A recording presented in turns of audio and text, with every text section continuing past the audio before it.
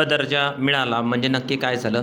आणि दगडूशेठ हे तर पुणेकरांच्या दृष्टीनंच नव्हे तर महाराष्ट्राच्या, भारताच्या आणि जगाच्या दृष्टीने एक मानबिंदू आहे. तर हा सगळा जो प्रवास आहे हा सगळा कसा झाला आणि दर्जाने नक्की काय फरक पडणार आहे आणि दगडूशेठ हे पुणेकरांच्या जीवनाला कसं व्यापून उरलेलं आहे या सगळ्याचा उहापोह ते करतील.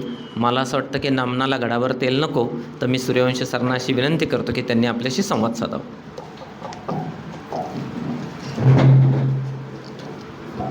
सुस्वागतम. सर्वप्रथम दगडूशेठ बाप्पांच्या या पवित्र वास्तूमध्ये आपल्या सर्वांचं मी स्वागत करतो.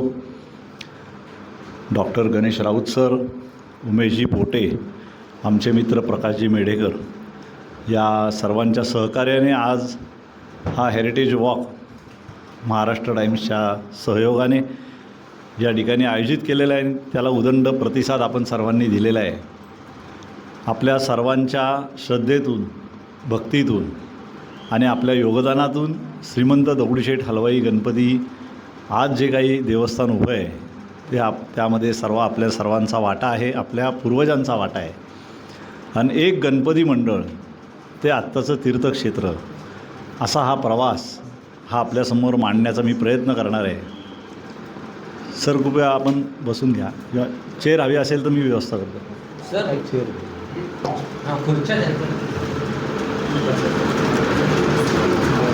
ही दगडूशेठजींनी केली, लोकमान्य टिळकांच्या हस्ते त्याची प्रतिष्ठापना केली आणि या उत्सवाचा आरंभ झाला. त्यानंतर 1896 साली पुण्यामध्ये प्लेगची साथ आली, जशी आत्ता कोरोनाची साथ येऊन गेली आणि अनेक लोक दगावले. त्यावेळेला देखील त्या प्लेगच्या साथीमध्ये अनेक लोक दगावले. दगडूशेठजींचा एक छोटा मुलगा देखील त्याच्यामध्ये दगावला आणि साधारण 3 ते 4 महिन्यामध्ये त्यांचं देखील निधन झालं. आणि अशा दुःखाच्या परिस्थितीमध्ये त्यांच्या ज्या पत्नी होत्या लक्ष्मीबाई, त्यांची सांत्वना करण्याकरता त्यांचे सद्गुरू माधवनाथजी महाराज हे इंदूरवरनं या ठिकाणी आले. ते नाथपंथी होते. त्यांनी सांत्वना करताना सांगितलं की जे झालं आहे ते बदलू शकत नाही, परंतु आता गणेशाची जशी स्थापना आपण केली आहे तशी एक दत्त महाराजांची स्थापना आपण करावी आणि त्यांच्या धार्मिक विधीमध्ये कुठलाही खंड पडू देऊ नये. जशी मुलं मोठी झाल्यावर आईवडिलांचा नावलौकिक वाढवतात तशी ही 2 दैवतं आपला नावलौकिक वाढवतील असा आशीर्वाद दिला. आणि आजच्या घडीला स्वतः माधवनाथ महाराजांनी जी दत्त मंदिर आहे आपलं, त्या दत्त महाराजांची जी मूर्ती आहे ती माधवनाथ महाराजांनी त्यावेळेला निवड केली होती आणि दत्त मंदिर 1896ला सुरू झालं आणि 1898ला त्याची पूर्तता झाली. सांगायचं उद्दिष्ट आहे की जे आशीर्वचन त्यांनी दिलं होतं, आज दगडूशेठ म्हणजे भक्ताच्या नावाने हे मंदिर प्रसिद्ध आहे. गणपती बाप्पाचं नाव नाही आहे, भक्ताच्या नावाने प्रसिद्ध असलेलं अतिशय दुर्मिळातील दुर्मिळ असं हे उदाहरण आहे भक्त बल्लाळेश्वरानंतर. आणि त्यांच्या ज्या पत्नी होत्या लक्ष्मीबाई, आपल्या सर्वांना कल्पना आहे पुण्यातला जो मुख्य रस्ता आहे लक्ष्मी रस्ता हा त्यांच्या पत्नीच्या नावाने आज प्रसिद्ध आहे. म्हणजे त्या सद्गुरूंचे दोन्ही आशीर्वाद सफल झालेले. ही थोडीशी एक स्पिरिच्युअल बॅकग्राऊंड या मंडळाला, देवस्थानला आहे. आणि असा हा साधेपणाने उत्सव होत होत ज्यावेळेला 1952 साली ह्या सगळ्या परिसरामध्ये राहणारी जी त्यावेळेची तरुण मंडळी होती, त्याच्यामध्ये सर्वश्री तात्या गोडसे असतील, मामासाहेब रासने, शंकरराव सूर्यवंशी, त्यांच्या आप्पा रासने, त्यांचे सर्व सहकारी, ह्या सर्व तरुण सहकाऱ्यांच्या ताब्यामध्ये तिथल्या व्यापारी मंडळी, पंचमंडळींच्या ताब्यात जो उत्सव होता तो त्यांनी ह्यांच्या ताब्यात दिला. कारण ही लोकं गणेशोत्सवात सहभागी होत होती आणि त्यांच्या व्यापारामुळे त्यांना काही ते शक्य होत नव्हतं. तेव्हापासून सुवर्णयुग तरुण मंडळाच्या ताब्यामध्ये गणेशोत्सवाचं व्यवस्थापन आलं आणि त्या सर्व कार्यकर्त्यांनी अतिशय हिरिरीने त्याच्यामध्ये सहभाग घेतला. आणि त्यांनी सगळ्यांची एक मीटिंग घेऊन ठरवलं की आपल्याला भाग्यवशामध्ये ह्या गणपती बाप्पाचा उत्सव आलेला आहे आणि या गणपती बाप्पाची महती ही आपण जगभरामध्ये पोचवूयात असा त्यांनी संकल्प केला आणि त्या दृष्टीने पावलं टाकायला सुरुवात केली. सर्वात पहिलं चांगलं त्यांनी काय काय केलं असेल तर समाजामध्ये जे जे ज्ञानवंत आहेत, प्रज्ञावंत आहेत, विचारवंत आहेत, अशा सगळ्या लोकांचं मार्गदर्शन घ्यायला सुरुवात केली. त्याच्यामधनं अनेक चांगल्या कल्पना ह्या आल्या आणि त्यांनी त्या राबवल्या. त्यावेळेला स्वतंत्रता चळवळीसाठी मेळे व्हायचे, त्याच्यानंतर मग भजनं व्हायला लागली. पंडित वसंतराव गाडगीळ हे त्यावेळेला भेटले आणि त्यांनी अथर्वशीर्ष विद्यार्थ्यांकडनं गणपती बाप्पासमोर करण्याची संकल्पना मांडली आणि त्या वर्षीपासनं 1967 सालापासनं 75वा आपलं उत्सव होता, अमृत महोत्सव होता. त्या वर्षापासनं शालेय विद्यार्थ्यांची अथर्वशीर्षण पठण आणि महाआरती त्या ठिकाणी सुरू झाली. त्यामध्ये परदेशी नागरिकसुद्धा ते घेऊन यायचे आणि त्याला खूप व्यापक स्वरूप हे आज आलेलं आहे. त्याच्यानंतर ऋषीपंचमीला आत्ता जे महिलांचं अथर्वशीर्ष पठण होतं 1987 साली, त्याचंच पुढचं पाऊल म्हणजे अरुण भालेराव आणि आमच्या शुभंगीताई भालेराव या दोघं दाम्पत्याने या महिला अथर्वशीर्ष पठणासाठी अतोनात मेहनत घेतली आणि आज जवळजवळ 35,000 भगिनी सामूहिकरित्या अथर्वशीर्ष पठण करायला या ठिकाणी एकत्र जमतात. सामूहिक उपासना ही एवढ्या मोठ्या प्रमाणात ही या ठिकाणी रस्त्यावर होते बाप्पांची. ही एक अतिशय या गणेशोत्सवातली अनमोल घटना आहे असं आम्ही मानतो. कारण त्याच्यामुळे या गणेशोत्सवाला अतिशय एक चांगलं वळण मिळालं. कारण मध्यंतरीच्या काळामध्ये उत्सवाला जे ओंगळ स्वरूप प्राप्त झालं होतं, जे चित्रविचित्र गाण्यांची परंपरा कार्यकर्त्यांनी सुरू केली होती, त्याला एक काउंटर म्हणून महिलांचा सहभाग वाढावा या दृष्टीने केलेला तो प्रयत्न होता आणि तो सफल झाला. कारण आपल्या प्रत्येकाच्या मंडळात जर महिला भगिनी आल्या तर कार्यकर्त्यांवर आपोआपच एक दबाव राहतो आणि तो शिस्तीत वागतो. असा अनुभव सगळ्यांना आला आणि महाराष्ट्रामध्ये सर्व ठिकाणी महिला अथर्वशीर्ष पठणाची परंपरा त्यानिमित्ताने आता व्यापक झालेली आहे. त्याचप्रमाणे आपण दगडूशेठ गणपती उत्सवामध्ये भारतातल्या वेगवेगळ्या मंदिरांचं प्रतिकृती ही देखाव्याच्या स्वरूपामध्ये मांडत असतो. त्यामागची कल्पना देखील अतिशय व्यापक होती की आपल्या देशातले जे वैविध्य आहे, सांस्कृतिक वैभव आहे, ते इथल्या स्थानिक लोकांना समजावं. कारण प्रत्येकजण त्या ठिकाणी जाऊन ते पाहू शकत नाही, कारण आपला भारत विविधतेने नटलेला देश आहे. त्या दृष्टिकोनातनं ती मांडणी झाली आणि त्यातनं राष्ट्रीयत्वाची भावना वाढीस लागावी हा देखील एक हेतू होता. नॅशनल इंटिग्रिटी त्यातनं निश्चितपणे वाढते आणि म्हणून वेगवेगळ्या देखाव्यांचे सजावट आपण करू लागलो. उदंड प्रतिसाद त्याला सगळ्या गणेश भक्तांचा मिळायला लागला. लोक श्रद्धेने या गणपती बाप्पाला श्रीफळ अर्पण करू लागले. त्यावेळेला रात्रीची बंधनं नव्हती, त्यामुळे नागरिक घरी जेवण करून रात्री ग्रामीण भागातले लोक एस टीने यायचे, बसने यायचे. मंडईमध्ये आर्यनच्या इथे बसस्टॉप होता आणि मग रात्रभर गणेशोत्सव बघायचे आणि मग सकाळी पहाटे जायचे. अशा पद्धतीचं ते एक वळण होतं. त्यातनं एक भक्ती वाढत गेली आणि त्याला जोड म्हणून साधारण 1968 सालापासनं आपण व्हाईट मेटलच्या मूर्त्या ह्या गणेशोत्सवात आणल्या.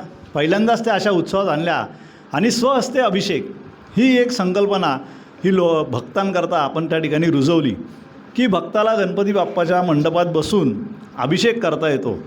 त्याच्यामध्ये एक अथर्वशीर्ष आवर्तन असेल, संकल्प असेल, गणपती बाप्पाला आरती असेल आणि महानैवेद्य असेल. अशा पद्धतीचे एक साधारण 20-25 मिनटाची ती पूजा ही लोकांना करता आली. त्याच्या खूप लोकांना त्यातनं आनंद मिळू लागला आणि भक्ती वाढायला लागली. त्यामुळं ह्या उत्सवाला खऱ्या अर्थाने धार्मिक स्वरूप यायला लागलं.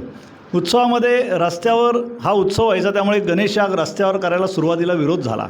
परंतु किंजवडेकर शास्त्री असतील, आमचे यशवंतरावजी राहुरकर असतील, नटराज शास्त्री असतील किंवा आत्ताचे मिलिंद राहुरकर वेदमूर्ती असतील, ह्या सगळ्या मंडळींनी ही परंपरा अतिशय शास्त्रानुसार चालवली. अखंडपणे ही धुनी जी आहे ही त्या ठिकाणी आपण पेटत ठेवलेली आहे. मंदिरामध्ये देखील दर मंगळवार संकष्टी विनायकीला गणेशाग असतात. त्याचे परिणाम आज आपल्याला 50 वर्षांनी दिसत आहेत.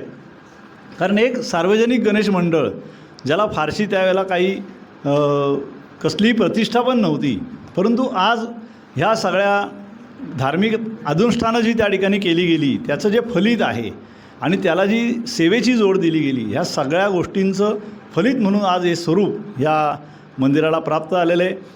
ह्या देवस्थानच्या आणखीन काही अद्भुत गोष्टी आहेत. एक सार्वजनिक गणेश मंडळाने 1972 साली बँकेची स्थापना केली. सुवर्ण सहकारी बँक ही दगडूशेठ हलवाई गणपती ट्रस्ट स्थापित आहे. तसं बघितलं तर ह्या ठिकाणी हे सगळी जी मंडळी आहेत, मी जे नावं उल्लेख केला, ते ह्या परिसरात राहायचे. 18-20 दारिद्र्य असलेला हा परिसर, खायची भ्रांत, परंतु गणेश सेवेने भारलेले हे सगळे लोक.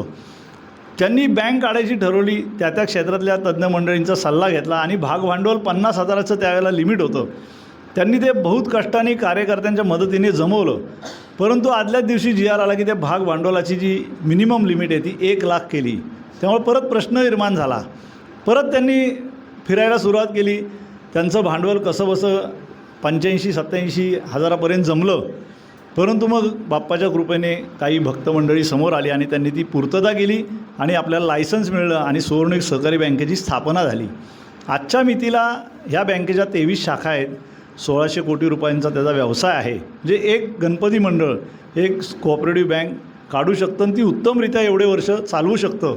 त्याच्या मागचा हेतू हाच होता की कष्टकऱ्यांना प्रतिष्ठा मिळाली पाहिजे, त्यांच्या श्रमाला प्रतिष्ठा मिळाली पाहिजे.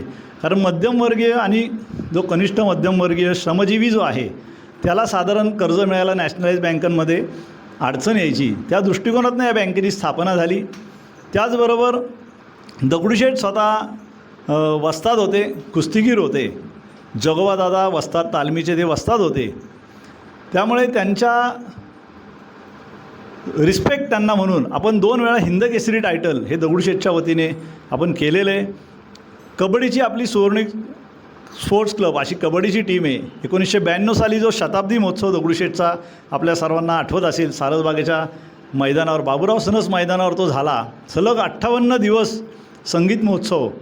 द्वारकेचे शंकराचार्य, शृंगेरीचे शंकराचार्य, बाबा महाराज सातारकर, प्राचार्य शिवाजीराव भोसले अशा सगळ्या लोकांनी त्याच्यामध्ये आपापलं सेवा रुजू केली. न भूतो न भविष्यती असा तो सगळा उत्सव झाला.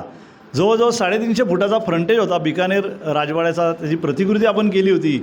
कारंजं तयार केलं होतं. 7 प्रकारचं म्युझिकल फाउंटन होतं. त्यावेळेला वृंदावन गार्डन जे म्हैसूरचं होतं त्याला 3 प्रकारचं म्युझिकल गार्डन साऊंड होते. तर ह्याला 7 प्रकारचे होते. खूप पुणेकरांनी त्याचं ॲप्रिसिएशन केलं. परंतु ती एक मुहूर्तमेढ ठरली. त्यावेळेला महिलांचा कबड्डी संघ आपण स्थापन केला आणि त्याचा आज विस्तार असा झाला आहे की देशाची पहिली कॅप्टन सुमती पुजारी ही दगडूशेठच्या सुवर्णयुग स्पोर्ट्स क्लबची होती. आत्ता आपल्या कबड्डी टीमने मागे विश्वचषक जिंकला, त्याची व्हाईस कॅप्टन सुवर्णयुग स्पोर्ट्स क्लबची दीपिका जोसेफ होती.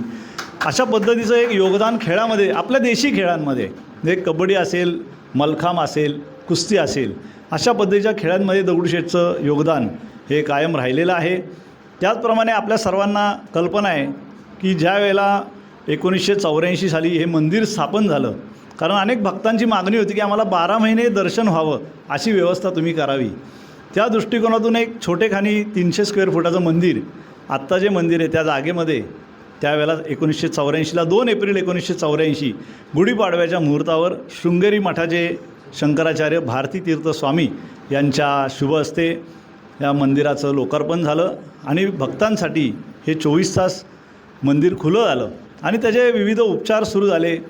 गुरुजी आले, व्यवस्था आल्या, आरती, महाप्रसाद, पूजा, अभिषेक हे सगळं आलं. मंदिराला जे जे सोपस्कार असतात ते सगळे आले. त्याच्यामुळे व्यवस्था वाढली तर त्याचं उत्पन्न वाढलं. खर्च वाजा उत्पन्न जास्त राहायला लागलं. मग ह्याचं करायचं काय हा प्रश्न त्यावेळेला पडला आणि त्याचं उत्तर त्यांनी शोधलं की बाबा ह्या उरलेल्या पैशातनं आपण समाजामध्ये जे उपेक्षित आहेत त्या घटकांकरता आपण सामाजिक उपक्रमाच्या माध्यमातून मदत करूयात. मग सगळ्यात पहिला प्रोजेक्ट जर कुठला केला असेल तर गणेशोत्सवामध्ये स्वेच्छेने वर्गणी आणून देणाऱ्या ज्या रेड लाईट एरियातल्या ज्या महिला भगिनी होत्या त्यांच्या मुलांसाठी आपण हॉस्टेलची संकल्पना आणली. त्यांचं शिक्षण आणि हॉस्टेल हे दगडूशेठच्या वतीने कोंडवा येथे आम्ही 1985 साली तो प्रोजेक्ट सुरू केला आणि आज जवळजवळ 2,500-3 हजार मुलं स्वतःच्या पायावर आज उभे आहेत ताठ मानेने आणि ते विविध क्षेत्रामध्ये अग्रेसर आहेत. त्याच्यामधला एक मुलगा सुनील शेरेकर नावाचा, आपल्याला हिंजवडीला मॅरियट हॉटेल माहिती आहे, त्या मॅरियटचा तो प्रमुख शेफ आहे. म्हणजे अशा पद्धतीचं योगदान समाजामधल्या मुख्य प्रवाहामध्ये ही मुलं आली ज्यांना कोणी निमंत्रण पत्रिकासुद्धा त्यांच्या घरी कोणी देत नव्हतं. देवदासींच्या मुलांचं हॉस्टेल म्हणून ती संकल्पना रुजवली आणि त्याचा विस्तार राज्यभर मग महाराष्ट्र राज्याने केला आणि आज ती जी गोष्ट आहे ती जिल्हावार आपल्याला बघायला मिळते. त्यातनं बरंच प्रबोधन झालं. त्याच वास्तूमध्ये नंतर आपण एक वृद्धाश्रम केला, कारण नंतर वृद्धांच्या समस्या वाढल्या, घरामधल्या काही अडचणी, परदेशी मुलं गेली तर त्यांच्या इथं एकल जो वृद्ध असतो त्याची जास्त गैरसोय होते. तर त्यांची व्यवस्था म्हणून आपण एक उत्कृष्ट त्या ठिकाणी वृद्धाश्रमाची व्यवस्था केलेली आहे, ती आज देखील सुरू आहे. त्याच्या जोडीला आपण त्या ठिकाणी ITIचे कोर्सेस, स्किल कोर्सेस जे टर्नर, फिटर, वेल्डर, इलेक्ट्रिशियन अशा सगळ्या ट्रेडचे कोर्सेस त्या ठिकाणी सुरू केलेले आहेत. म्हणजे शिक्षणामध्ये, कारण गणपती बाप्पा ही विद्येची देवता आहे, त्या दृष्टिकोनातनं हे कोर्सेस सगळे आपण सुरू केले. त्याचप्रमाणे आता आपण ही जी इमारत बघतो ही सगळी शैक्षणिक उपक्रमांची इमारत आहे. याच्यामध्ये 2010 साली विद्यार्थी आत्महत्या हा विषय ज्या वेळेला महाराष्ट्रामध्ये हा गाजो होता, त्या दृष्टिकोनातनं विचार करून आम्ही एक योजना आखली की जे 55 पुण्यातल्या शाळांमधले 550 विद्यार्थ्यांचं शैक्षणिक पालकत्व आम्ही स्वीकारलं. जे दारिद्र्य रेषेखालचे आहेत त्यांचं संपूर्ण शिक्षणाची जबाबदारी जिथपर्यंत त्याची शिकायची इच्छा आहे तिथपर्यंत अशी आम्ही घेतली. त्याच्यामध्ये दर रविवारी संस्कार वर्ग जवळजवळ 30-35 प्रशिक्षक त्याकरता आहेत. त्या मुलाला सुसंस्कारित करण्याकरता खूप त्याचा उपयोग झाला. ज्या मुलांना आत्मविश्वास नव्हता त्या मुलांना आत्मविश्वास आला. काउन्सिलिंग सेक्शन केला, टीचिंग सेक्शन जे तज्ज्ञ शिक्षक त्यांना शिकवण्यासाठी उपलब्ध केले. वेगवेगळ्या व्हिजिट्स त्यांच्या ऑर्गनाईज केल्या जेणेकरून त्याचा संपूर्ण व्यक्तिमत्त्वाचा विकास व्हावा आणि तो एक उत्तम नागरिक व्हावा. आणि आपल्या मंदिराच्या ठिकाणी 1 तास सेवेचा असा देखील उपक्रम केलेला आहे की त्यांना समाजसेवा म्हणजे काय याची ओळख व्हावी आणि ते बीज त्यांच्यात रुजावं. ह्याच वास्तूमध्ये वर अभ्यासिका आहे UPSC MPSCच्या मुलांची, ती देखील विनामूल्य आहे. आणि UPSCसाठी विशेष कोचिंग प्रशिक्षण आपण ठेवलेलं आहे. 2री बॅच आत्ता चालली आहे. महाराष्ट्रातली सगळी मराठी मुलं आहेत त्या सगळ्या ह्याच्यासाठी. पुणे शहरातली मुलं नाही आहेत त्याच्यात, पण महाराष्ट्रातल्या ग्रामीण भागातनं आलेली मुलं आहेत आणि एक स्वप्न घेऊन आली आहेत. तर त्यांच्या स्वप्नांना आकार देण्यासाठी आणि आपला UPSC टक्का वाढवण्यासाठी दगडूशेठच्या वतीने तो उपक्रम आम्ही सुरू केलेला आहे. आपल्या सर्वांना कल्पना आहे तर शिक्षणाप्रमाणे वैद्यकीय क्षेत्रामध्ये देखील आपण ससून जे रुग्णालय आहे त्या ठिकाणी 3200 पेशंटला रोज आपण जेवण त्या ठिकाणी देत असतो. तिथलं किचन आपण 2012 साली रिन्युएट केलं आणि 2013पासनं आपण वार्षिक 12 लाख भोजन थाळ्या तिथल्या रुग्णांना ह्या देत असतो. स्वयंपाक तिथले कर्मचारी करतात, परंतु धान्य आणि तिथले इन्ग्रेडियंट्स हे सगळे दूध भाजीपाला हे सगळं आपण देत असतो. त्यांना चपाती मशीन दिले, डिश दिले, डिश वॉशर दिले, चॉपिंग मशीन दिले, सगळं किचन त्याचं अत्याधुनिक करून दिलं आणि डिस्ट्रीब्युशनची देखील व्यवस्था केली. ससूनमध्ये 5 प्रेग्नंट महिलांचे वॉर्ड आपण रिन्युएट केले कारण तिथं अतिशय दुरावस्था होती. बेड चादरवर काढली तर ढेकणांचा खच दिसायचा. ती अतिशय दुरावस्था आम्हाला बघवली गेली नाही. आम्ही सगळे बेड बदलले, सगळ्या त्या वॉर्डला छान पेंटिंग केलं, त्यांना ज्या ज्या आधुनिक गोष्टी लागत त्या सगळ्या दिल्या. आज तिथे असा फील येतो किंवा कुठल्या तरी एका चांगल्या ठिकाणी जसं प्रायव्हेट हॉस्पिटलमध्ये स्वच्छ असतं किंवा त्याचे खांबसुद्धा डेकोरेटिव्ह आपण केलेत की त्या माता भगिनीलाही वाटतं की माझ्या मुलाचा जन्म कुठेतरी चांगल्या ठिकाणी झालेला आहे. अशा पद्धतीने दगडूशेठ काम करत असताना ससूनमध्ये जे 5 जिल्ह्यातले जे रुग्ण येतात त्यांचे जे नातेवाईक आहेत त्यांना बसण्याची देखील किंवा रात्री झोपण्याची देखील व्यवस्था त्या ठिकाणी नाही आहे. तर एक विश्रांतीगृहाची व्यवस्था आपण त्या ठिकाणी केली आणि त्यांना पाण्याची व्यवस्था, TV बघण्याची, पेपर वाचण्याची अशी सगळं सुरक्षित वातावरण त्या ठिकाणी आपण त्यांना दिलेलं आहे. ह्या योगदानाप्रमाणे ट्रस्टच्या 14 रुग्णवाहिका आहेत ज्या पुणे शहरासाठी विनामूल्य उपलब्ध आहेत. पुण्याच्या बाहेर न्यायचं असेल तर महाराष्ट्रामध्ये डिझेल खर्चामध्ये त्या उपलब्ध आहेत. 24 तास ही सेवा उपलब्ध आहेत. आत्ता आम्ही त्याच्यात 4 ॲम्ब्युलन्सचं एक वेगळं नियोजन केलं आहे. एका ॲम्ब्युलन्समध्ये आम्ही डोळ्यांचा कॅट्रॅक्ट सेटअप बसवलेला आहे. दुसऱ्या ॲम्ब्युलन्समध्ये कानाचं ऑडिओमेट्रिक सेटअप बसवलेलं आहे. 3ऱ्या रुग्णवाहिकेमध्ये डेंटलच्या तपासणीचा सेटअप बसवलेला आहे. आणि 4थी जी रुग्णवाहिका आहे त्याच्यामध्ये आत्ता डॉक्टर रघुनाथ माशेलकर यांचं एक त्यांच्या आईच्या नावाने अंजली माशेलकर यांच्या नावाने फाउंडेशन आहे. त्यांनी AIच्या माध्यमातून अतिशय अत्याधुनिक अशी मेडिकल उपकरणं ही बनवलेली आहेत. म्हणजे कुठलीही टाचणी म्हणजे हे न टोचता आपले ब्लडच्या सगळ्या टेस्ट येतात. त्यानंतर कुठल्याही प्रकारची आपण ब्रेस्ट कॅन्सरचा विषय त्याचं मॅमोग्राफी देखील न करता नुसत्या स्पर्शाने त्याचे सिम्पटम्स कळू शकतात अगोदर. अशा पद्धतीच्या आधुनिक गोष्टी आहेत. मोबाईलमध्ये फक्त खोकल्याने तुम्हाला दमा किंवा दुसऱ्या कुठल्या प्रकारचे आजार आहेत का हे समजू शकतं. अशा पद्धतीची एक जनरल OPD तयार केलेली आहे. ती पुणे शहरात सगळ्या वाड्या वस्त्यांमध्ये फिरेल आणि पुणे जिल्ह्यातल्या तालुक्यांमध्ये त्याचं पण एक सायकल लावलेलं आहे आपण त्या पद्धतीने. कारण आत्ता एका अभ्यासानुसार त्यांनी सांगितलं की 60% आपले जे नागरिक आहेत ते ॲनेमिक कंडिशनमध्ये आहेत. जर भारताला आपल्याला विश्वगुरू बनवायचा असेल, महासत्ता बनवायचा असेल तर सुदृढ पण भारत असला पाहिजे. त्या दृष्टिकोनातनं हा एक प्रयत्न आहे. आणि ह्या सगळ्या कालच आमचं एक महाआरोग्य शिबिर नुमवी प्रशालेमध्ये झालं. त्याला जवळजवळ 18,600 रुग्णांनी व्हिजिट केली. सर्व प्रकारचे औषधोपचार, शस्त्रक्रिया ह्या त्या ठिकाणी मोफत होत्या. 45 प्रकारच्या ब्लड टेस्ट मोफत होत्या. कृत्रिम हातपाय असतील, हृदय शस्त्रक्रिया असतील, डोळ्यांच्या शस्त्रक्रिया असतील, वर्षभर पॅथॉलॉजी असेल, हे सगळं मोफत दगडूशेठच्या वतीने आपण उपलब्ध करून दिलेलं आहे. आणि आज जरी काल ते शिबिर झालं तरी सारसबागेला हिराबाग कोठी जी आपण जिथं सजावट करतो त्या ठिकाणी परमनंट मेडिकल सेटअप लावलेलं आहे. आपल्यापैकी आपले जे कोणी स्नेही लोक गरजू असतील तिथे 12 महिने ही सर्व आपण सेवा उपलब्ध करून दिलेली आहे. त्यामुळे उपचाराविना कुणी राहू नये हा एक त्यामागचा हेतू आहे. हॉस्पिटल कुठलंही असू, सरकारी मदत देखील आपण त्याला मिळवून देतो. आणि हॉस्पिटलमध्ये ॲडमिट असेल तर त्या पद्धतीने त्याच्या बिलामध्ये सवलत मिळवून देण्याचं काम जेवढं शक्य आहे तेवढं दगडूशेठच्या वतीने करण्यासाठी आम्ही एक वेगळी यंत्रणा निर्माण केलेली आहे. आणि त्याचा देखील आपण गरजूंसाठी लाभ मिळवून द्यावा अशी आपल्याला विनंती आहे. त्याचप्रमाणे आपल्या या सगळ्या आपण जे मंदिर आत्ता बघतो आहे, या मंदिरामध्ये पहाटे 5ला मंदिर उघडतं आणि रात्री 11पर्यंत मंदिर असतं. वेगवेगळे महोत्सव आपल्याला माहिती आहेत, रोषणाई माहिती आहे, उत्सव माहिती आहे. परंतु या गणपती बाप्पाचे धार्मिक विधीमध्ये कुठलाही खंड पडू न देण्याचं जे दिलेलं वचन आहे ते आम्ही आजतागायत पाळतो आहे. बाप्पांना भल्या पहाटे ब्रह्मणस्पती सुक्त अभिषेक होतो. त्याच्यानंतर अभिषेक व्यवस्था दैनंदिन अभिषेक आहेत. त्याच्यामध्ये मंगळवारी गणेश सुक्त अभिषेक आहेत. सत्यविनायक पूजा आहे जी लोकांना माहीत नव्हती, लोकांना सत्यनारायण पूजा माहिती आहे. सत्यविनायकाची पूजा दर शुक्रवारी आपण त्या ठिकाणी उपलब्ध करून दिली आहे. सहस्त्रावर्तन पूजा उपलब्ध करून दिलेल्या आहेत. त्या ठिकाणी गणेश याग उपलब्ध करून दिलेले आहेत. आत्ता अधिक मास सुरू आहे. चतुर्वेद सहाकार हा या ठिकाणी आत्ता चालू आहे. आणि चारी वेदांचं घनपारायण देखील 15 दिवसानंतर ते अधिक मासानिमित्त होणार आहे. अतिरुद्र हा आपल्या मंदिरामध्ये गेले 6 वर्ष होतो आहे. अतिशय मोठी संख्या त्याला ब्रह्मवृंदांची लागते. त्याला खर्च देखील मोठा आहे. पण या सगळ्या विश्वाच्या कल्याणासाठी, भारताच्या कल्याणासाठी आपण सातत्य ठेवलं आहे. त्याच्यामुळे अनेक देवस्थानं पण आज पुढं आली.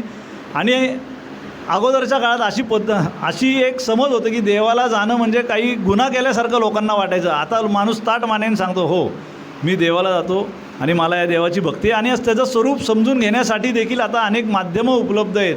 त्या दृष्टिकोनातनं या गणेशाचं महात्म्य काय आहे. आपण गणेशोत्सव साजरा करतो आहे. महाराष्ट्रामध्ये 1 लाख गणपती मंडळ आहेत. आम्ही कार्यकर्त्यांना तेच आवाहन करतो आहे की आपण ज्याचा उत्सव करतो त्याचं स्वरूप समजून घेणं फार गरजेचं आहे. म्हणजे त्याच्यातल्या ज्या अपप्रवृत्ती आहेत त्या येऊ शकणार नाही.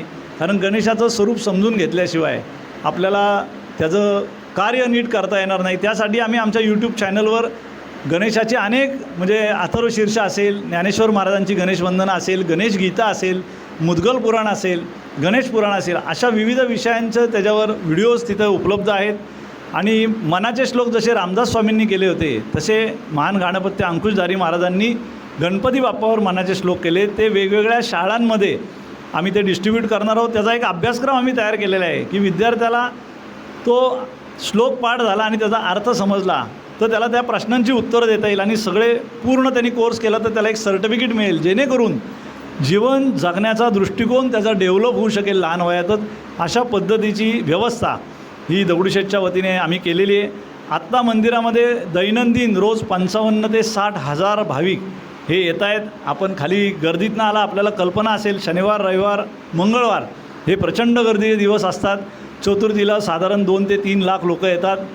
आणि फॉरेनर जे आहेत, जे परदेशी नागरिक आहेत, ते महिन्याला जवळजवळ 1500 ते 2000 नागरिक हे या ठिकाणी येतात. आपण 2 ते 3 PRO त्या ठिकाणी ठेवले आहेत, जेणेकरून त्यांना विनामूल्य दर्शनाची व्यवस्था आणि आपण जे काही सामाजिक कार्य करतो ते त्यांना सांगण्याची व्यवस्था केलेली आहे. त्यामुळे ते खूप ॲप्रिशिएट करतात, जेणेकरून आपल्या शहराचा, राज्याचा आणि देशाचा देखील त्या ठिकाणी गौरव होतो. अशा पद्धतीची व्यवस्था ही ट्रस्टच्या वतीने केलेली आहे. ट्रस्टला जे काही उत्पन्न येतं त्यातला 25% भाग हा धार्मिक कार्यासाठी वापरला जातो आणि 75% भाग हा विविध सामाजिक उपक्रमांच्या माध्यमातून हे गरजू लोकांपर्यंत पोचवला जातो. थोडक्यात सांगतो, खडकवासला धरणातला गाळ काढायचं कार्य 2015ला दगडूशेठ आणि पुण्यातल्या 350 गणेश मंडळांनी केलं. त्याचा रिझल्ट असा आला की पुण्याला 1 महिना जास्तीचा पाणीसाठा उपलब्ध झाला. आणि त्याचं कौतुक पवारसाहेब, नितीन गडकरी साहेब आणि उमा भारती त्याला मंत्री होत्या त्यांनी केलं. आणि केंद्र सरकारने पायलट प्रोजेक्ट म्हणून तो स्वीकारला आणि देशातल्या सगळ्या धरणांचा गाळ काढायचं काम आत्ता सुरू आहे. आपले 2 टँकर आहेत पुरंदरमध्ये, 365 दिवस आपण ते दिलेत. रोज 1 लाख लिटर पाण्याचं डिस्ट्रीब्युशन आहे. सगळ्या गोष्टी या विनामूल्य आहेत. मंदिरामध्ये जो अभिषेकाला भाविक बसतो त्या भाविकाला आपण एक रोप देतो, देशी रोप, आणि त्याला वृक्ष संवर्धनाचा संकल्प देतो. जेणेकरून ते रोप तो 100% लावतो. श्रद्धेला सेवेची जोड दिलेली आहे. वर्षाला 2 लाख रोपांचं डिस्ट्रीब्युशन आहे. पर्यावरणाचा देखील पूजा ही बाप्पाच्या अशी वेगळ्या पद्धतीने मांडण्याचा प्रयत्न आम्ही केलेला आहे. आपल्या सर्वांना माहिती आहे गुढीपाडव्याला मंदिराचा वर्धापन दिन असतो. मंदिराच्या वर्धापन दिनानिमित्त गुढीपाडवा ते रामनवमी असा संगीत महोत्सव हा प्रतिवर्षी होत असतो. मोठे मोठे जे काही सणवार असतात त्यावेळेला मंदिरामध्ये स्वराभिषेकाची कल्पना पहाटे 4 ते 6 ही अशा पद्धतीची आम्ही रचना केलेली आहे. त्यामुळे संत वचनाप्रमाणे जे का रंजलेत गांजलेत त्यांच्यासाठी मदत म्हणून आता देवाला आपण सर्वजण श्रद्धेने जातो, परंतु आपण जे त्याचे भक्त आहेत, समाजामध्ये जे उपेक्षित आहेत त्यांच्याप्रती सेवा करणं, त्यांना सेवा देणं, त्यांना मदत करणं हे आपलं कर्तव्य आहे. त्या हेतूने दगडूशेठ हलवाई गणपती ट्रस्टचं कार्य हे अव्याहतपणे सुरू आहे. वाटचाल देव मंदिराबरोबर मानवसेवेच्या महामंदिराकडे असा ह्या उक्तीप्रमाणे आमचं आचरण करण्याचा आम्ही प्रयत्न करतो. ट्रस्टचं बॅलन्स शीट देखील प्रतिवर्षी आम्ही वर्तमानपत्रामध्ये जाहीर करतो, ज्याच्यामध्ये कुठलाही अभिनिवेश नाही. आम्ही पण माणसं आहोत, आम्ही चुकूच शकतो, परंतु आपल्यासारख्या ज्ञानवंतांनी विचारवंतांनी आम्हाला त्याच्यामध्ये दुरुस्ती करावी, आम्हाला सूचना कराव्यात, जेणेकरून आम्ही योग्य मार्गांवर चालण्याचा हा अविरतपणे जो प्रयत्न करतो आहे त्यामध्ये यशस्वी होऊ. कारण दगडूशेठ हलवाई गणपती ट्रस्ट आत्ता आम्ही व्यवस्थेपुरते या ठिकाणी विश्वस्त आहोत. आम्ही जे विश्वस्त आहोत ते कार्यकर्ते म्हणून इथे जन्माला आलो, कार्यकर्ते म्हणूनच आत्ता देखील आहोत. त्यामुळे कुठल्याही पदाचा नाही, करता तो बाप्पा एकच आहे. इथं एकच सेलिब्रिटी येतो म्हणजे गणपती बाप्पा आहे. ह्या भूमिकेतनं इथला प्रत्येक कार्यकर्ता काम करतो. गणेशोत्सवाचं जे व्यवस्थापन आहे त्या आपल्याला त्या ठिकाणी लक्षात येत असेल. शनिवार वाड्यापासून जो फ्लो येतो तो गणपती बाप्पाचं दर्शन घेऊन दोन्ही बाजूनी बाहेर पडतो. त्यामुळे बाप्पाचं दर्शन होत होत होत तो भाविक जातो. त्यामुळे दर्शनाचं जे समाधान आहे ते त्याच्या चेहऱ्यावर आपल्याला दिसतं. त्यामुळे इथं कुठल्याही प्रकारची वेगळी घटना जी मुंबईमध्ये घडते ती या ठिकाणी घडत नाही. पोलिसांचं सहकार्य, स्वयंसेवी संस्थांचं सहकार्य आणि आपल्यासारख्या भक्तांच्या सहकार्यातनं आज हे ट्रस्ट या आता सरांनी जसं सांगितलं की दर्जा मिळालेला आहे. शासनाला वाटलं की यांना दर्जा द्यावा म्हणजे पुढील काही गोष्टी सुकर होतील. त्यामुळे शासनाचे देखील आम्ही मनपूर्वक धन्यवाद मानतो. आपण सर्वजण या ठिकाणी आलात आणि एवढं ऐकून घेतलं त्याबद्दल आपले देखील मी आभार मानतो. आपल्याला कोणाला काही विचारायचं असेल तर आपण आवर्जून विचारावं.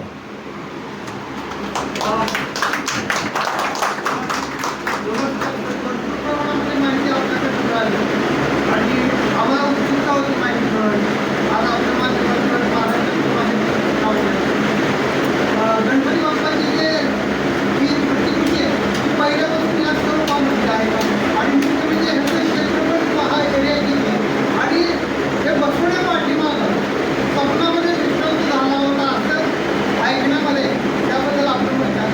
दुसरं महत्त्वाचं आपण वैद्यकीय मदत करता. वैद्यकीय मदत करण्याच्या अनुषंगाने एखादा हॉस्पिटल उभारण्याची काही योजना आहे का आणि गिनीज बुकच्या मध्ये नोंद व्हावी या दृष्टीने आपल्या ट्रस्टचे काही प्रयत्न चालू आहे. धन्यवाद. सर्वप्रथम गणपती बाप्पाची 1893ला जी मूर्ती दगडूशेठजींनी स्थापन केली ती 11 मारुती मंदिर शुक्रवार पेठ या ठिकाणी आजही आपल्याला पाहायला मिळेल. दुसरी जी मूर्ती 1896ला स्थापन केली ती 1967 सालापर्यंत ज्याच्यावर उत्सव झाला ती मूर्ती कोंडवा येथे आपला जो वृद्धाश्रम आहे त्या ठिकाणी मंदिर करून त्या ठिकाणी जतन करून ठेवलेली आहे. आणि 1968ला जी नागेश शिल्पींनी जी मूर्ती बनवली ज्याच्यामध्ये गणेशचंद्र सिद्ध करून बाप्पाच्या पोटात ठेवलं आहे ती ही वरदहस्त मूर्ती, त्याचं दर्शन आपण घेतो ती ही मूर्ती आहे.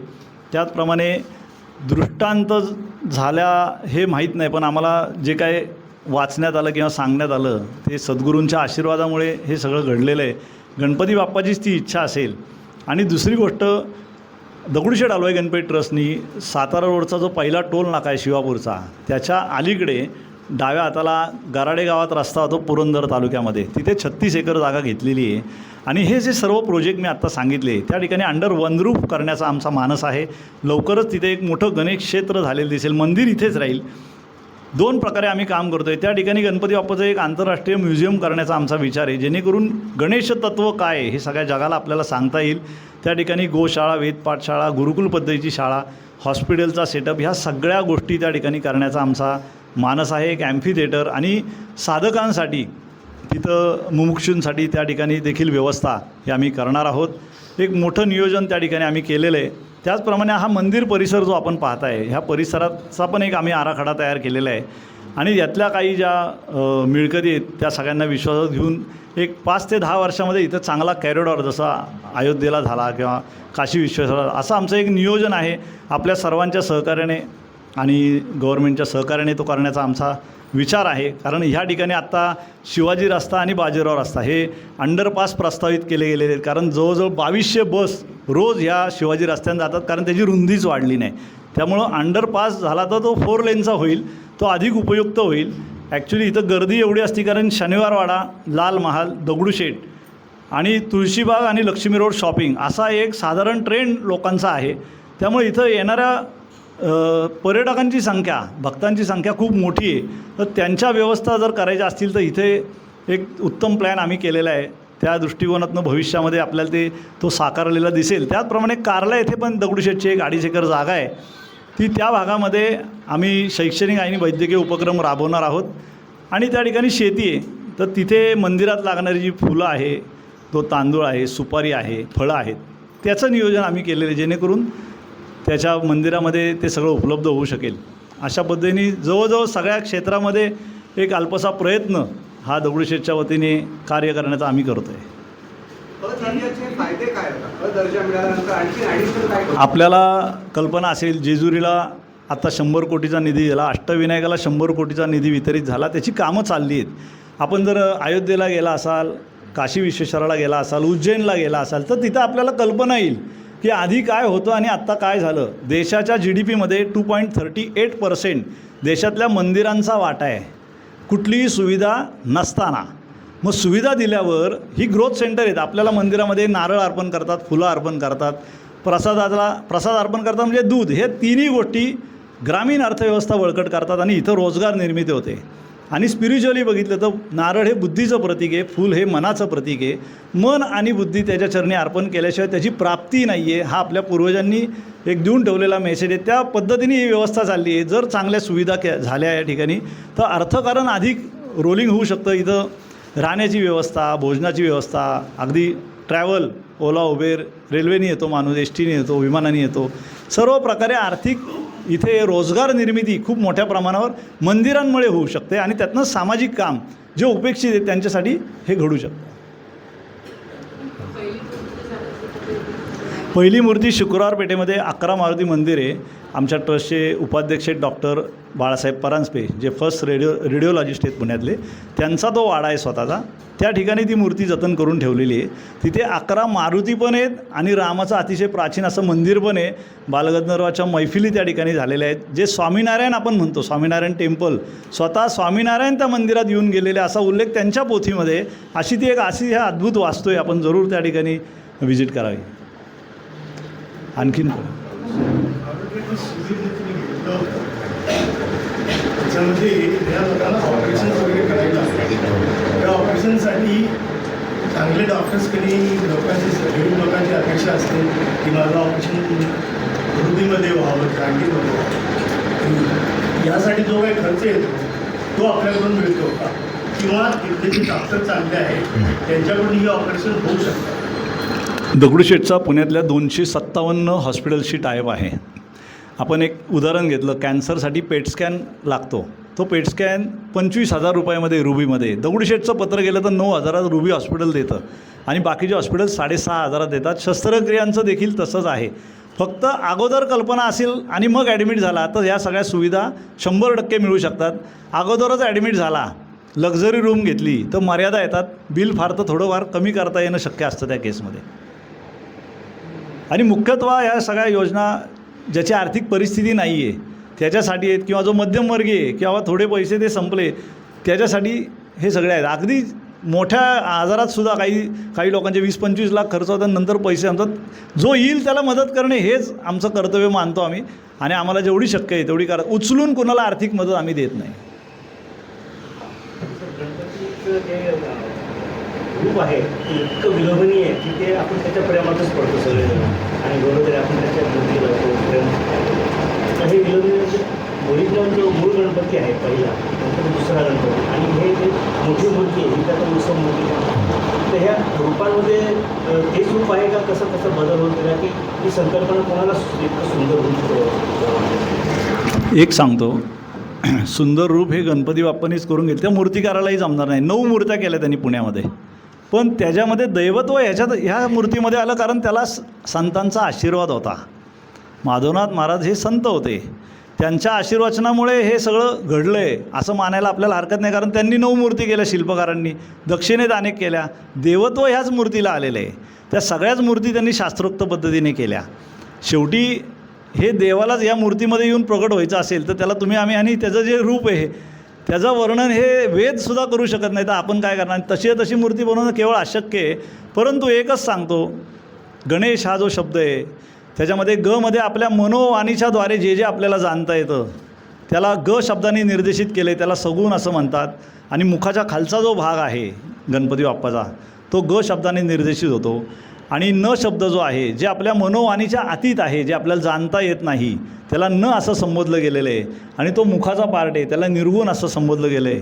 आणि सगुण आणि निर्गुण या दोन्हींवर एका वेळेला ज्याची सत्ता चालते तो गणेश आहे. कारण एकमेव देवता अशी आहे की त्याचं स्वरूप वेगळं आहे, मुख वेगळे आणि खालचं शरीर वेगळं आहे. इतर सगळ्या देवतांचं आपल्यासारखंच आहे. त्यामुळं हे वेगळेपण ही त्याच्या कृपेशिवाय घडू शकत नाही असं आम्हाला वाटतं. हो, याच गणपतीचं रूप नागेश शिल्पींनी ही मूर्ती साकारली. त्यांनी पुण्यातल्या 9 मूर्त्या साकारल्या गणपतीच्या. हां तेच आहे, बैठक तीच आहे. बैठक सुखासनातली आहे. बैठकीमध्ये आता पहिले मूर्तिकार हे कुंभार होते, दुसरे मूर्तिकार नाईक होते आणि तिसरे मूर्तिकार नागेश शिल्पी होते. शेवटी कलाकाराच्या थोडासा फरक पडणार ना. आणि शेवटी त्यांचे वडील जे होते साऊथमधल्या बऱ्याच मूर्त्या त्यांना त्याचे सगळे विधी अवगत होते त्यांच्या वडिलांना. ह्याची सगळी पहिली मातीसुद्धा त्यांनी मंत्रोपचार करून सिद्ध केली. मग नागेश शिल्पींनी काम सुरू केलं. त्यामुळं ते एक अधिष्ठान त्याला आहेच आहे. गणपतीच्या 100% दगडूशेठच्या भक्तांनी जे अर्पण केलेलं सोनं आहे आणि चांदी हे आपण विकत नाही. बाप्पाला वेगवेगळ्या अलंकारांचे सेट आपण तयार केलेले आहेत.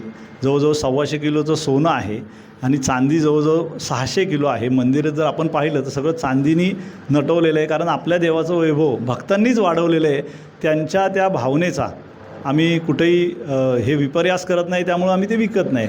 बाप्पाला जे सगळे दागिने असतात सगळे भक्तांनी अर्पण केलेले आहेत आणि ते खरे आहेत. ते बॅलन्स शीटला रिफ्लेक्ट झालेले आहेत. विचारायचं आहे की जेव्हा मूर्ती खरेदी केली असेल त्यावेळेस सोन्याने चांदीने मांडवायचं असं काही घेणं नसतं. सोनं चांदी लावली तरच भक्ती जास्त. मग ज्या देवस्थानांकडे नाही मी पण असा कुणाचा दावाच नाही आहे. जसा भाव आहे ना तसा देव आहे. नाही, सिक्युरिटी व्हॅन व्यवस्थेसाठी उभी राहते. लोकांची जी व्यवस्था आहे ती व्यवस्थेसाठी लोक उभी करावी लागतात, नाहीतर त्यांना समजणारच नाही. कारण हा most congested place of the Pune city आहे. इथे व्यवस्था काही वर्षात होईल. आत्ता जी इथं तोडकी व्यवस्था आहे त्याच्यासाठी आपल्याला चॅनलाइज करण्याकरता, फ्लो चॅनलाइज करण्याकरता स्टॅम्पिंग होऊ नये म्हणून ह्याच्याकरता ती व्यवस्था आपण केलेली आहे. त्यांचं कोण रक्षण हो, तेच आपलं रक्षण करताना आपण काय त्यांचं रक्षण करणार आहे. नाही, पहिली सांगतो ना, पहिली मूर्ती दगडूशेठजींनी स्थापन केल्यानंतर ते गेल्यानंतर लक्ष्मीबाईंना असं वाटलं की आता ही मूर्ती त्यांच्या स्मरणार्थ आपण अशीच ठेवू. आणि मग दुसरी मूर्ती तयार केली गेली आणि ती 67 सालापर्यंत म्हणजे अमृत महोत्सवापर्यंत होती. त्याचा हात एक भंगायला लागला होता आणि भग्न मूर्ती ठेवू नये असं शास्त्रात सांगितल्यामुळे ती आपण दुरुस्त करून ठेवली आणि नवीन मूर्ती तयार केली. हो तेच, हीच बैठक आहे. हीच बैठक हो. जसाच्या तसा येणं अशक्य आहे. 2024मध्ये पहिल्यांदा मेडेकरांमुळे इथे हा सगळा हेरिटेज वॉक जुळून आला होता. नाही, तर मी 2024ला सरांना अशी कल्पना मांडली होती. मी अहमदाबाद शहरामध्ये आम्ही जेव्हा गेलो होतो तर अहमदाबाद शहरामध्ये मोदीजी मुख्यमंत्री असताना जो हेरिटेज वॉकचा रस्ता तयार केला आहे तर मनुष्य चुकू नये म्हणून त्या कॉर्पोरेशनपासून काळ्या फरशा लावलेल्या आहेत कडेला, तिथपासून ते परत मनुष्य त्याच रस्त्याने येऊ शकतो. अर्धा पाऊण तास तो हेरिटेज वॉक चालतो. देशी परदेशी पर्यटक चुकूच शकत नाही. तर मी सूर्यवंशी सरांना तेव्हासुद्धा विनंती केली होती, आज परत ती विनंती करतो की छत्रपती शिवाजी महाराजांच्या पुतळ्यापासून जर वेगळ्या रंगाच्या फरशा पुण्याच्या ह्या सगळ्या अशा कडेला टाकल्या तर छत्रपती शिवाजी महाराजांचा पुतळा, कॉर्पोरेशनमधला महात्मा फुलेंचा पुतळा, दगडी पूल, त्यानंतर चर्चिलची पाटी, गाडगिळांचा पुतळा, थोरले बाजीराव पेशवे यांचा पुतळा, शनिवार वाडा, मग डावीकडे मुजुमदारांचा वाडा, तिथून कसबा गणपती, तिथून लाल महाल, तिथून नानावाडा आणि मग इथे हुतात्मा स्मारक, दगडूशेठ, भिडेवाडा आणि पुण्याची मंडई. इथपर्यंत जर परीक्षा टाकल्या, कॉर्पोरेशन हे काम करणं खूप अवघड आहे.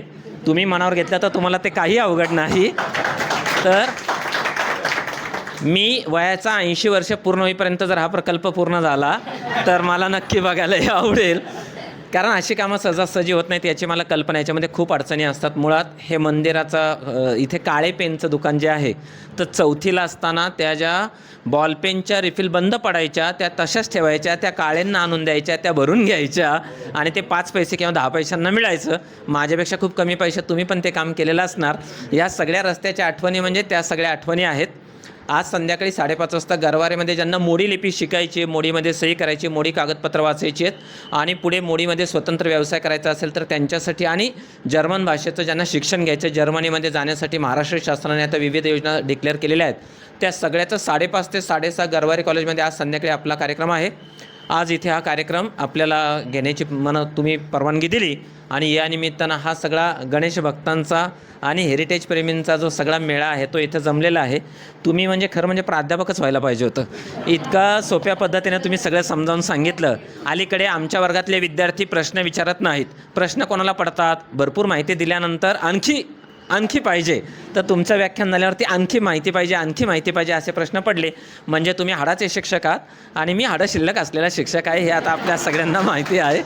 तर तुम्ही आम्हाला ही जी सगळी परवानगी दिली त्याबद्दल मनपूर्वक धन्यवाद. नमस्कार. थोडं लाईट बंद कर. महेशजी, हा माझा फोटो आहे 1976 सालचा. आपल्या लक्ष्मी रोडला पहाटे 5 वाजता काढलेला हा मी आहे. हे कालिदास नाईक, तुम्हाला माहिती आहे ती परंपरा, आणि गणपती बाप्पाची आरती करतो आहे. यात कंठी असते, ती कंठीच मी सांगणार आहे. हा अनुभव मला तुम्हाला सर्वांना सांगायचा आहे की अनंत चतुर्दशीच्या दिवशी जेव्हा गणपती बाप्पा जेव्हा येतो,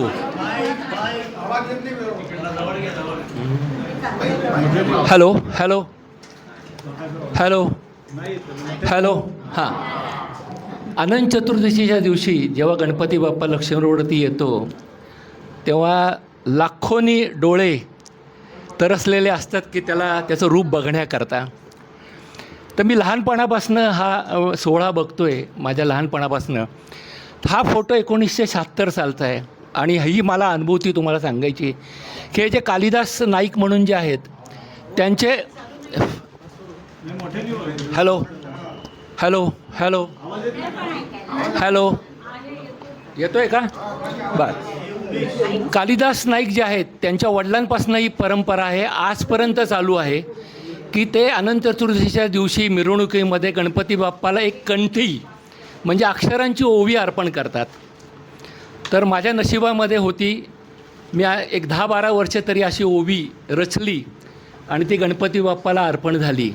पण हा अनुभव मला तुम्हाला सांगायचा की या वेळेला मला काही समजत नव्हतं आणि मी नायकांबरोबर त्या रथामध्ये चढलो आणि आरती केली गणपती बाप्पाची. तुम्हाला माहिती आहे की त्या दिवशी लक्ष्मी रोडवरती लाखो लोक असतात, मोठा साऊंड सगळा चालू असतो.